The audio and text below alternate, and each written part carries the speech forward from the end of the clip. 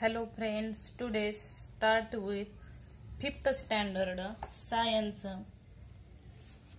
That means Parisar Abhyas part. First, as a third chapter, the earth and its living worlds. The earth means दी आपली जी काही पृथ्वी आहे ती and living words म्हणजे काय आपली जी सजीव सृष्टी आहे ती बघा इथे एक काहीतरी आपल्याला डायग्राम दिलेली आहे बरोबर आहे का ह्या डायग्राम मध्ये आपल्याला काय दिसतं पिक्चर मध्ये as a birds are the flying in the sky and fish dog at the float and living on a fish and hole on a rabbit and land on the sea the cows grass.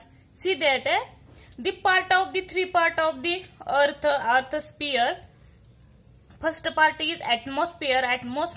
See that the birds, all birds see that the atmosphere म्हणजे काय वातावरणामध्ये आपल्याला काय दिसतात पक्षी जेवढे काही पक्षी सर्व पक्षी म्हणजे जे लिव्हिंग थिंग्स मध्ये आहेत बरं का living things as a living thing म्हणजे ज्याच्यात जीव आहेत ते ऍज अ ऍटमॉस्फिअर. नंतर हायड्रोस्फिअर मध्ये बघितलं हायड्रोस्फिअर म्हणजे काय जलावरण मध्ये बघितले फिश डॉल्फिन डॉग वगैरे all the living on a water बरोबर आहे का तो पार्ट कशामध्ये येतो हायड्रोस्फिअर म्हणजे काय जलावरण. नंतर ऍज अ लिथोस्फिअर आपण स्वतः कुठे राहतो I live in a land as a cow dog cat rat is a seen a lithosphere that means land म्हणजे जलावरण. आणि हा जो पार्ट येतो ऍटमॉस्फिअर हायड्रोस्फिअर आणि लिथोस्फिअर हा स्फिअर कशात येतो बायो मीन्स जीव असणारे स्फिअर मीन्स आवरण म्हणजे जीवाचं आवरण असले ज्याच्यात जीव आढळतात असे आवरण म्हणजे कुठले ऍटमॉस्फिअर हायड्रोस्फिअर आणि लिथोस्फिअर लक्षात ठेवा. आणि ह्या तिन्ही आवरणाला काय म्हटलं जातं बायोस्फिअर. आणि ऍटमॉस्फिअर आणि हायड्रोस्फिअर आणि लिथोस्फिअर बघितलं ह्या तिन्ही भागात आपल्याला वेगवेगळ्या पद्धतीने काय आढळून येतात जे काही लिव्हिंग ऑर्गॅनिझम आहेत ते आढळून येतात जीव आढळून येतात म्हणून त्याला बायोस्फिअर म्हटलं जातं. नंतर बघा काय क्वेश्चन विचारले त्याने can you tell where do you get water from. Water तुम्हाला म्हणजे कुठून फाउंड होतं in village get to the wells or rivers lake ponds rain dams अशा बऱ्याचशा ठिकाणी आपल्याला काय दिसून येतं वॉटर फ्रॉम झालेला दिसून येतोय. वेअर डू यू वी ले दी फाउंडेशन ऑफ बिल्डिंगचं ते फाउंडेशन आहे ते कुठून स्टार्ट होतं ऍज अ ऑन अ लँडवरती चालू करतो बरोबर आहे का. नंतर what need we get meat through breathing. आपण जो काही श्वास घेतो ब्रीदिंग म्हणजे काय श्वसन करणे तो कुठून घेतो as a atmosphere as a air मधून घेतो बरोबर आहे का. फ्रॉम वेअर डज दी अर्थ गेट लाईट अँड हीट म्हणजे आपल्याला जी काही उष्णता किंवा प्रकाश मिळतो तो कशापासून मिळतो फ्रॉम दी सन म्हणजे सन पासून मिळतो बरोबर आहे का. नंतर बघा on the surface of the अर्थ म्हणजे अर्थवरचा जो काही सरफेस आहे सरफेस म्हणजे काही पृष्ठभाग जी काही जमिनीचा भाग असेल काय असेल तो वी फाइंड लँड तो कशाने व्यापलेला आहे as a land in a some places and water in other. बघा जो काही जी काही आपली अर्थ आहे बरोबर आहे का ती अर्थ वरती काय सांगितलं ही पूर्ण काय आहे समजा ही अर्थ आहे बरोबर आहे का अर्थ हा पूर्ण हा सरफेस आहे या सरफेस मध्ये काही भागात काय सांगितलंय लँड आहे तर राहिलेल्या भागात काय आहे वॉटर आहे म्हणजे पूर्ण पृथ्वीवरती बरोबर आहे का. आणि जी काही एअर येते जी काही हवा येते ती आपल्याला पृथ्वीच्या बाहेरच्या साईडून मिळत असते. बघा the earth is surrounding by the atmosphere इथं सांगितलंय बघा earth is surrounding by the atmosphere म्हणजे काय वातावरण जे काय ते पृथ्वीच्या सभोवताली सराउंडिंग पासून मिळतं आपल्याला. There are living things on a land in water and in the air. आपण जर बघितले तर लिव्हिंग थिंग्स म्हणजे काय जे काही सजीव आहेत ते कुठल्या भागात आढळून आले land water and the air या तिन्ही भागात काय आढळून आले living things. The sun is the causes of many natural process of the अर्थवरती ज्या काही प्रोसेस होतात त्याला कुठंतरी महत्वाचा घटक कोण आहे सन आहे. सन नसेल तर आपल्या पृथ्वीवरती लाईट म्हणा हीट आपल्या निर्माणच झाली नसते does not to found the heat and light, बरोबर आहे का?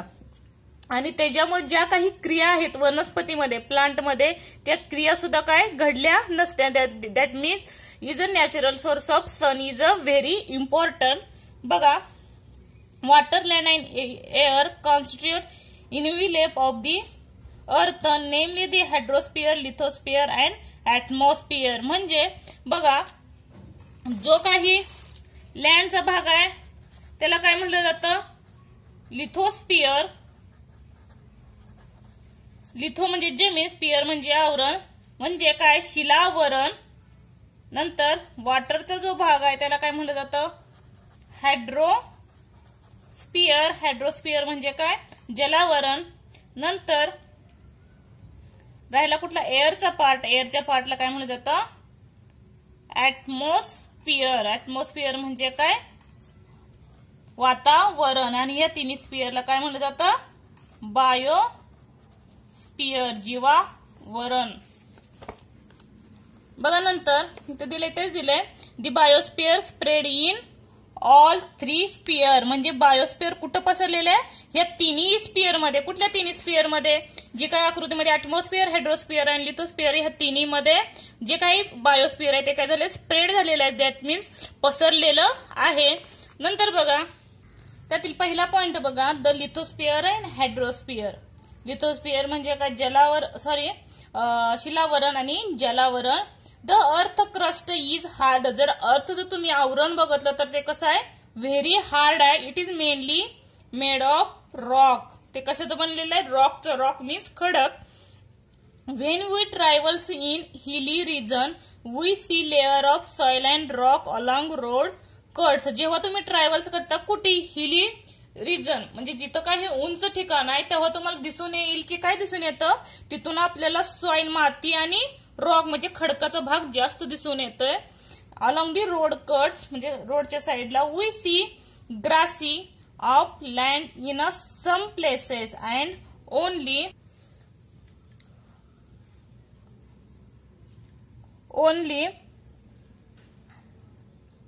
Sand in other. आणि त्यात काही वाळूचे खडे सुद्धा आपल्याला दिसून येतात. बरोबर आहे का? As a surface of the earth मध्ये सांगितलंय. The land is covered with crops in some places and with forest in other. म्हणजे जो काही त्यांनी काय सांगितलंय, जो काही आता ही पृथ्वी आहे, ह्याच्यावर समजा ही लँडचा भाग आहे, बरोबर आहे? पूर्ण कशाचा भाग आहे? लँडचा भाग असेल तर त्यातील काही भागात कशाने कव्हर झालेला आहे? क्रॉप. क्रॉप म्हणजे काय? शेती. आणि राहिलेला जो भाग आहे some places in other is forest. Forest म्हणजे बाकीच्या राहिलेल्या भागात काय आहे? फॉरेस्ट म्हणजे काय? जंगलाचा भाग आढळून आलेला दिसून येतोय. कशावरती? An a land. नंतर बघा, sometimes we get the to see the deeper layers of soil into which tree roots spread at other see rock split apart by the. म्हणजे काय ते सांगितलंय बघा, जर तुम्ही पृथ्वीवरची लेअर बघितली तर जेव्हा ते आपले काही रूट आहेत, मोठे मोठे जे काही रूट म्हणजे काय? मुळं कशाची? ऍज अ प्लांटची. तेव्हा त्याच्यामध्ये एक प्रकारची आपल्याला लेअर दिसून येते. कशामध्ये? सॉइल मध्ये. जर वरचा भाग बघितला सॉइलचा तर सॉइल दिसून येतो. त्याच्या खाली बारीक छोटे छोटे स्मॉल रॉक स्टोन दिसतील. त्याच्या खाली बिग स्टोन दिसून येतील. त्याच्यातून ते काय रूट काय झालेले पसरलेले दिसून येतात, स्प्रेड झालेले. There tree roots. There are gentle mountain slopes as well as sheer cliff of rock. म्हणजे काही ह्याच्यात उंच सुळके दिसतात आणि त्या ह्याच्यात खडके सुद्धा दिसून येतात. रॉक मीन्स खडक. All this land feature are the part of the earth. It's a lithosphere. हा जो काही पार्ट आहे तो कशात येतो? अर्थवरती येतो. प्लस कशामध्ये येतो? ऍज अ लँड मध्ये येतो, ऍज अ लिथोस्फिअर मध्ये येतो. Much of the earth surface is occupied by water. Much म्हणजे काय? सर्वात जास्त भाग कशाचा दिसून येतोय? अर्थवरती. अर्थ जो सरफेस आहे तो ऑक्युपाय कशाने केलेला आहे? वॉटरने केलाय. The lithosphere extend under this water. जर लिथोस्फिअरच्या काय सांगितलं? Extend under. लिथोस्फिअरच्या खाली जेव्हा तुम्ही बघचाला त्याच्या खाली सुद्धा काय दिसतं? Water too. बरोबर आहे का? आणि त्याचप्रमाणे जर वॉटर असेल तर वॉटरच्या खाली सुद्धा आपल्याला लिथोस्फिअरचा भाग दिसून येतोय. बरोबर आहे का? म्हणजे अर्थवरती काय दिसून येतं? लिथोस्फिअर of the water. About the third of the surface of the earth consist of land. बघा म्हणजे काय सांगितलंय, ही पृथ्वी आहे. पृथ्वीचे 3 भागात डिव्हिजन केले त्याने. हा जर 3 भाग असतील, त्यातील हे किती झाले, 3 भाग झाले. त्यातील 1/3 भाग हा लँडचा आहे. लक्षात ठेवा, लँडचा म्हणजे काय, लिथोस्फिअरचा. आणि जो काय राहिलेले ही 1, 2 आणि हे 3 भाग झाले. यातील राहिलेले जे 2 भाग आहेत, 2/3 भाग कशाचा आहे, वॉटरचा आहे. मीन्स हायड्रोस्फिअरचा आहे.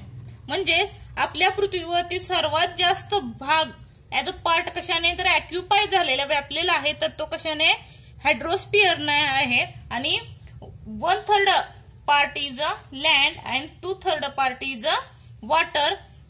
Don't forget it.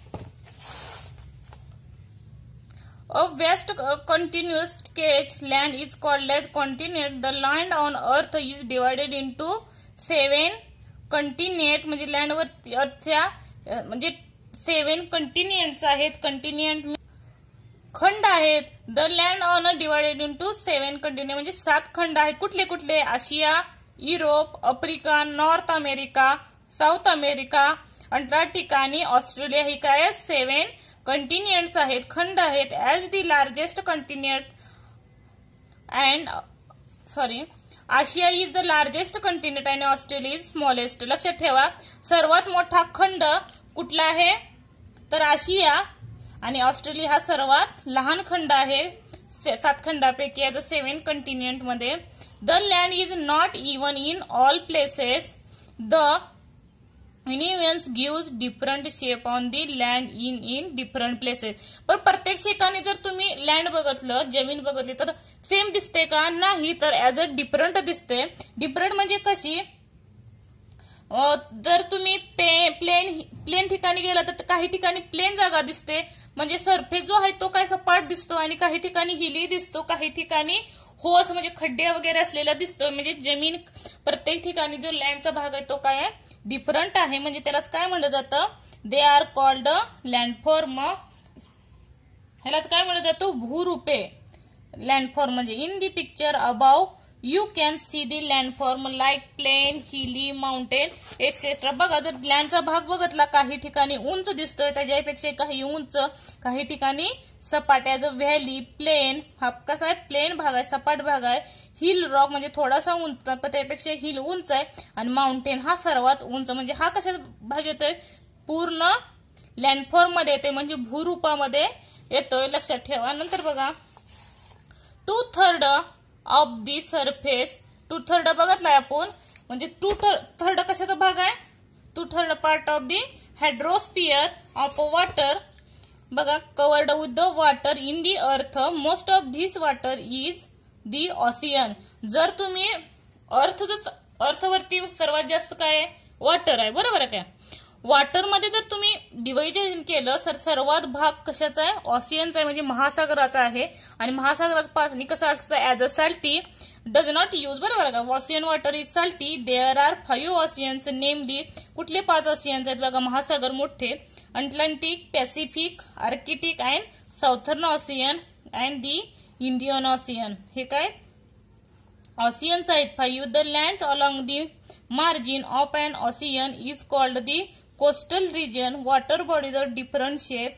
वॉटरच्या बॉडीचा सुद्धा शेप काय सांगितलाय, डिफरंट. म्हणजे ज्यात तुम्ही वॉटर टाकचाल त्यानुसार तो शेप घेत असतो, म्हणजे त्याच्यानुसार तो काय डिफरंट शेप आहे. And size are formed along the coast. For example, sea, bay, spread, gulf, creek, these water bodies part of the ocean. हे जे पार्ट बघत ऑसियनचे तर काय असतात, आपल्याला डिफरंट दिसून येतात. Surface of water. There are, surface म्हणजे काय, जमिनीतून वाहणारे पाणी. देअर आर मेनी स्ट्रीम्स म्हणजे काय, प्रवाह of water flowing on our land. लँडवरती काय फ्लो करत असतं, वॉटर म्हणजे प्रवाह करत असतोय. This water is not salty but fresh. हे वॉटर कसं असतं, साल्टी नसतं पण कसं असतं, गोड असतं. फ्रेश मीन्स गोड. This stream is water may of rill, brook, stream or river. ह्याच्यामध्ये जे पाणी असतं, जे वॉटर असतं ते कसं असतं, फ्रेश वॉटर असतं. Reels are the smallest and reverse are the biggest. लक्षात ठेवा, रील्स म्हणजे काय, ओह जे छोटे छोटे खड्ड्यात असतं त्याला रील्स म्हणलं जातं. Rills are smallest and river ही बिगेस्ट असतात. अशा रील्स एकत्र येऊन काय तयार होते, रिव्हर तयार होते. Rills, brook, stream join each other from the river. दिले बघा, रील्स, ब्रूक, स्ट्रीम जेव्हा एकत्र येतात तेव्हा काय तयार होतं, नदी तयार होतं. A bigger river are called as ट्रायब्युटरीज.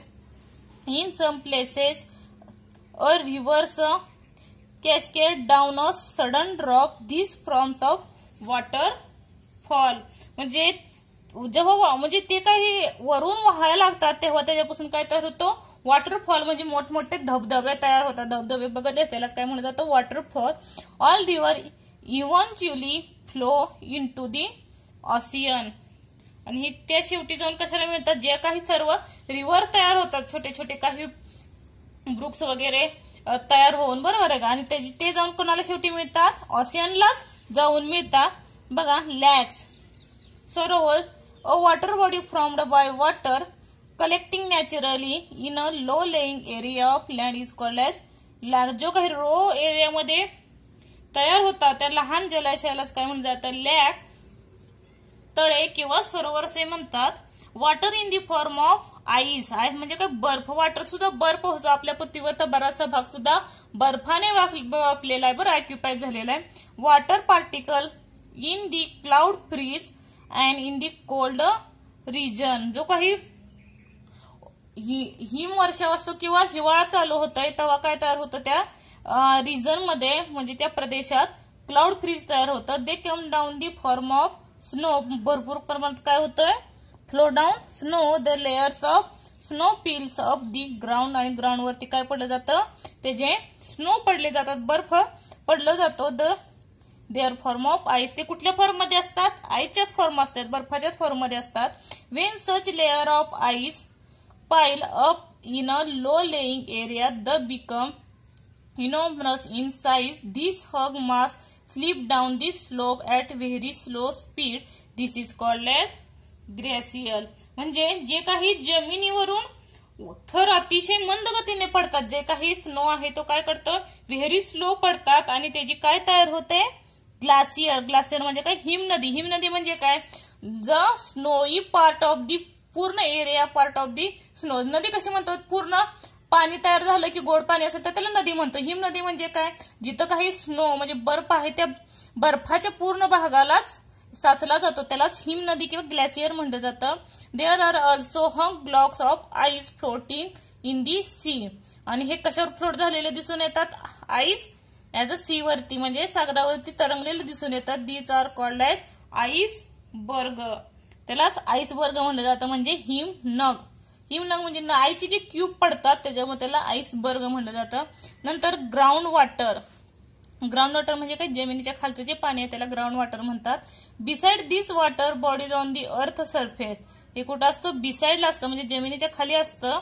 Is a lot of water store in the underground water layers of rock. म्हणजे जमिनीच्या खाली भरपूर प्रमाणात काय साठलेलं असतं, फ्रेश वॉटर साठलेलं असतं. It is called ground water. ह्यालाच काय म्हणलं जातं, ग्राउंड वॉटर म्हणलं जातं. ग्राउंड वॉटर मी कूपनलिका सुद्धा म्हणलं जातं किंवा भूजल म्हणलं जातं. We reach it means the dug well and borewell. Many lakes and well get water from underground spring. हे पाणी कशाच्या सहाय्यानं काढलं जातं, आता डग वेल आणि बोरवेलच्या सहाय्यानं काढलं जातं. नंतर द वॉटर और आईस दॅट ऑक्युपाय दी अर्थ surface, groundwater and the water vapors in the atmosphere together from the earth hydrosphere. हा जो काही पाण्याचा भाग आहे कुठला, occupy the earth surface, ground water and water vapour. Ground water म्हणजे जमिनीच्या खालचं पाणी आणि जे वाफेच्या स्वरूपात जातं पाणी ते. नंतर water and ice occupy the earth surface. आणि जे काही पृथ्वीचा पृष्ठभाग व्यापलाय तो कशात आहे, पाणी आणि आईसचा आहे, बर्फाचा आहे. आणि त्याच्यानुसार काय होतं, त्या पाण्याचं भूजल आणि वातावरणीय बाष्प या पाण्यात साठ्यात एकत्रित रूपांतर होतं ऑफ दी अर्थ हायड्रोस्फिअर. बरोबर आहे का? इथं दाखवलंय बघा चित्रात. आज बोर वेल म्हणजे पाणी काय उपसण्यासाठी, परत ही छोटी तळे बनवलेले आणि हे बोरवेल आहे म्हणजे ह्याच्या सहाय्याने इथून पाणी काढलं जातं. धन्यवाद. व्हिडिओ आवडल्यास तर लाईक करा, सबस्क्राईब करा. धन्यवाद.